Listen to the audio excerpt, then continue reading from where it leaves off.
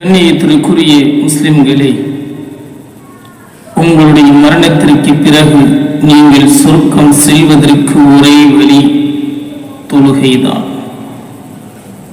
உங்களுடைய வாழ்க்கையில் தொழுகை இல்லாமல், உங்களுடைய வாழ்க்கையில் தொழுகையை மறந்தவர்களாக, உங்களுடைய வாழ்க்கையில் தொழுகையின் மூலம் இறைவனுடைய இல்லத்தின் தொடர்பு இல்லாமல் நீங்கள் மரணித்து விட்டால் சொர்க்கம் என்பது கிடைக்காமலாகிவிடும்.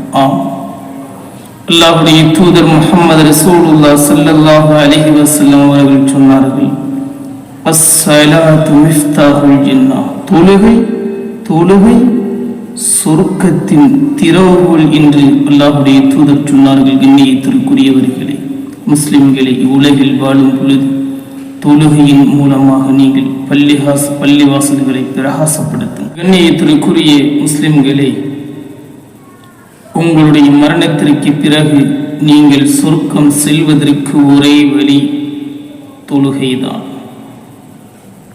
உங்களுடைய வாழ்க்கையில் தொழுகை இல்லாமல், உங்களுடைய வாழ்க்கையில் தொழுகையை மறந்தவர்களாக, உங்களுடைய வாழ்க்கையில் தொழுகையின் மூலம் இறைவனுடைய இல்லத்தின் தொடர்பு இல்லாமல் நீங்கள் மரணித்து விட்டால் சொர்க்கம் என்பது கிடைக்காமலாகிவிடும்.